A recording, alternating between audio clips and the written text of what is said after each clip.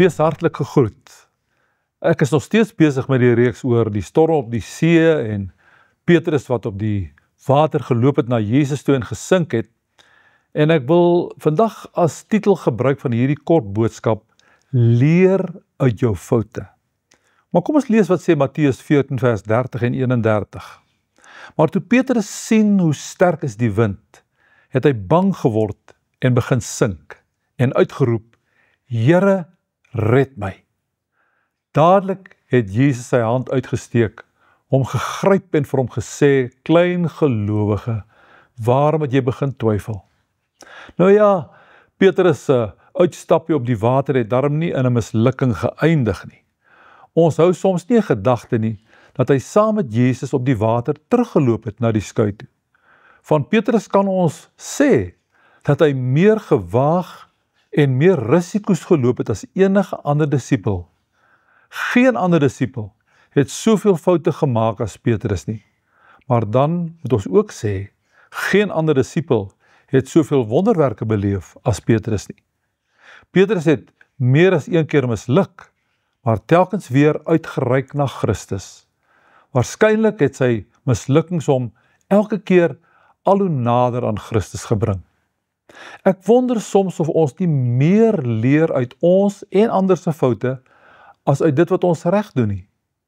Iemand het een keer gesê, a saint is not a man who never fails. A saint is a man who gets up and goes on every time he falls. Toe Petrus benoud uitroep, het Jesus dadelik sy hand uitgesteek en hom gehelp.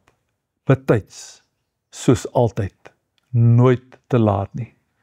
Dank die Here, hy doen dit vandag nog vir ons.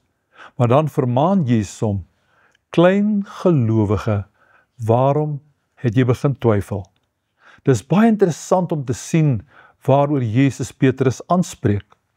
Hy betug hom nie omdat hy uit die boot geklim het nie.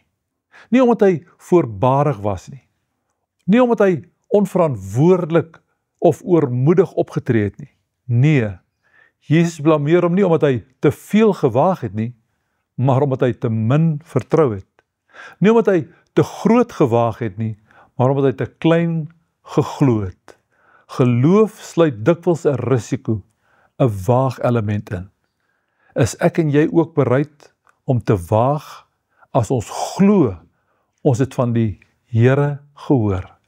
Sal ons die Here vra om ons hierin te help.